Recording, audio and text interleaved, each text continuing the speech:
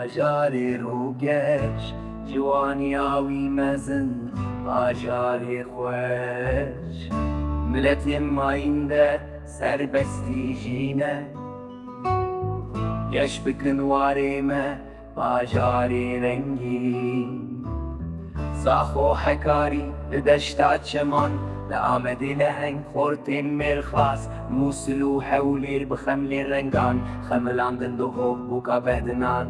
Silêmanî Kerkûk bajarên kurdin, urmiye mehebat sine û kirmanşan, banê û pîrozgeh taxên loran, avahiyên geşin di nava çîçegan.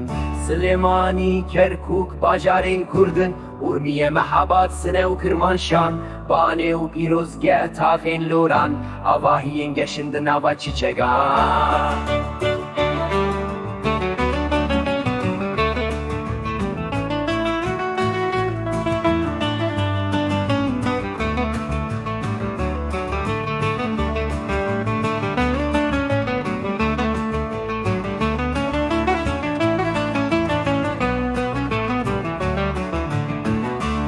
Ez gihiştim welatê, bajarê rûgeş, Ciwaniya wî mezin, bajarê xweş.